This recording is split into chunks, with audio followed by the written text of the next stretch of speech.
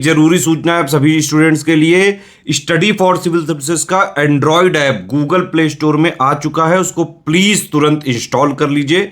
और अगर आप स्टडी फॉर सिविल सर्विसेज के सिर्फ ऐप से कोई भी कोर्स, कोई भी पीडीएफ परचेस करते हैं तो उसमें अप्लाई कूपन, अगर आप ज्ञान सर जो है आप उसमें अप्लाई करते हैं, ये कूपन कोड है, तो उसमें 20% फीस तुरंत माफ हो जाएगी। मतलब 20% डिस्काउंट तुरंत उसमें लग जाएगा।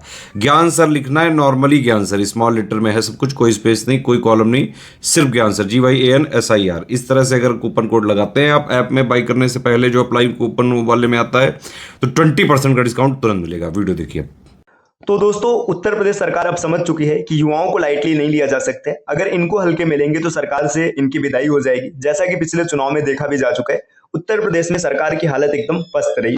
तो इन सब चीजों से सीख लेते हुए योगी सरकार एक्शन में आई और लगातार उत्तर प्रदेश में कुछ नए नए प्रयोग किए जा रहे हैं, जिनमें अब नई परीक्षा नीति लागू की गई है। अगर ये चीज पहले हो जाती तो नई स्टूडेंट्स को परेशान होना पड़ता और नई सरकार की ऐसी हालत होती।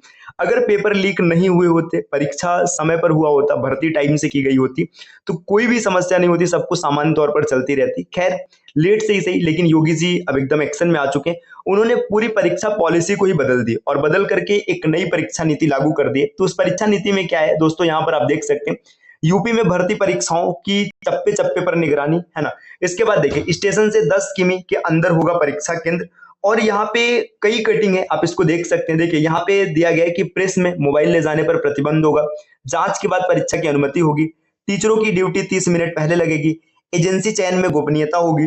ऐसे कई यहाँ पे आप टर्म्स देख सकते हैं। इन सबका कॉन्क्लूजन यहाँ पर दिया गया ताकि आपको आसानी से समझ में आए। देखिए, कॉन्क्लूजन क्या कहता है। उत्तर प्रदेश में नई परीक्षा नीति लागू हुई है। परीक्षा नीति में क्या है, एक भर्ती परीक्षा कराने के लिए 4 एजेंसियों की अलग अलग जिम्मेदारी होगी। अब देखिए, यहाँ पर एक नहीं 4 एजेंसी जिम्मेदारी लेंगी एक परीक्षा को पूरा कराने में। परीक्षार्थियों को अपने गृह मंडल से बाहर परीक्षा देने जाना होगा। निःशक्तों और महिलाओं पर यह प्रतिबंध लागू नहीं होगा। मतलब पहले क्या था कि जो परीक्षार्थी होते थे वो अपने गृह जनपद में पेपर देते थे, अपने मंडल में पेपर देते थे, जिससे उन्हें अतिरिक्त लाभ होता था। लेकिन अब ऐसा नहीं होगा, उन्हें अपने मंडल से बाहर परीक्षा देने जाना होगा। खैर, अगर कोई निःशक्त है या महिला है तो उस पर यह लागू नहीं होगा। आयोग और बोर्ड में ही OMR सीट की स्कैनिंग कराई जाएगी। अब OMR सीट की जितनी भी स्कैनिंग होगी, आयोग में होगी, बोर्ड में होगी। 4 लाख से अधिक परीक्षार्थी होने पर 2 चरणों में परीक्षा होगी। देखिए, अगर 4 लाख से ज्यादा परीक्षार्थी होते तो परीक्षा 2 चरणों में होगी। खैर, यूपी PCS प्री पर यह लागू नहीं होगा। आगे दिया, वित्त विहीन स्कूलों और कॉलेजों में परीक्षा केंद्र नहीं बनाया जाएगा। दोस्तों, ये बहुत ही बेहतरीन पॉइंट है, बहुत अच्छा पॉइंट है, जो खासकर कॉलेज प्रबंधन जिम्मेदार हुआ करता था पेपर लीक कराने में। कम से कम अब ये कुछ हद तक कम हो जाएगा, क्योंकि वित्त विहीन कॉलेजों पर उतना भरोसा नहीं किया जा सकता है जितना कि वित्त पोषित कॉलेजों पर किया जा सकता है। प्रश्न पत्र के हर पन्ने पर गोपनीयता सुरक्षा चिन्ह जैसे unique barcode, QR code, unique serial number डालने होंगे। दोस्तों, अगर आप PCS की कंप्लीट प्रिपरेशन करना चाहते हैं तो study for civil services team के पेड कोर्स से जुड़ सकते हैं। इसके अतिरिक्त प्ले स्टोर से स्टडी फॉर सिविल सर्विसेज का एप्लीकेशन इंस्टॉल करना ना भूलिएगा।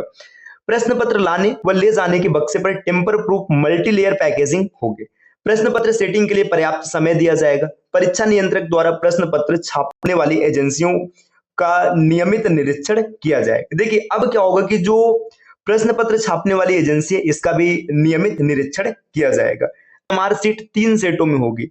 अब ये जब 3 सेट में मिलेगा तो इसमें क्या होगा, मूल प्रति आयोग व बोर्ड के पास होगी, दूसरी प्रति सील कोषागार में होगी। देखिए, कोषागार का मतलब क्या है, जहां पर परीक्षा से संबंधित लेख रखे जाते हैं, जो भी दस्तावेजेस जमा होते हैं वहां पर रखी जाएगी, और तीसरी प्रति अभ्यर्थियों को दी जाएगी। देखिए, ये आपकी चेकिंग के लिए होगी, इससे चेक किया जाएगा। और दूसरा जो कोषागार में होगा, ये भविष्य में आप अगर इसे देखना चाहते तो यहां से मिलेगा, और तीसरी अभ्यर्थी के पास रहेगी। परीक्षा नियंत्रक द्वारा प्रश्न पत्र छापने वाली एजेंसियों का नियमित निरीक्षण किया जाएगा। परीक्षा के दौरान आयोग व बोर्ड में किसी भी तरह के अफवाह का खंडन करना होगा। अगर कोई भी अफवाह उड़ रहा है, कोई भी अफवाह निकल के आ रहा है, तो इसमें आयोग और बोर्ड को उस अफवाह का खंडन करना आवश्यक होगा। परीक्षा के दौरान STF एवं पुलिस के संपर्क में होंगे। मतलब परीक्षा के दौरान STF और पुलिस लगातार लगे रहेंगे। परीक्षा के दौरान कंट्रोल रूम से कड़ी निगरानी की जाएगी। तो देखिए, जो नई परीक्षा पॉलिसी निकल करके आ रही है, इसमें इतने बिंदुओं का जिक्र किया गया अभी।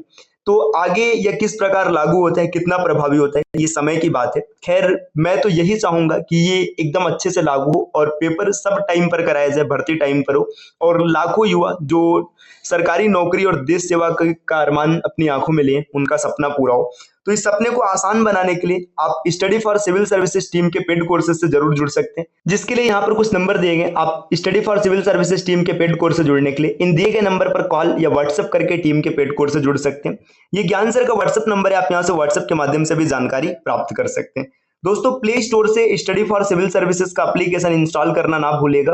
एप्लीकेशन के माध्यम से अगर आप किसी भी कोर्स को ज्वाइन करते हैं और वहां पर कोड अप्लाई करते हैं ज्ञान सर, तो आपको अप टू 50% तक का डिस्काउंट देखने के लिए मिल सकता है और ये ऑफर लिमिटेड टाइम के लिए, तो जल्द से जल्द आप इस ऑफर का लाभ लीजिए।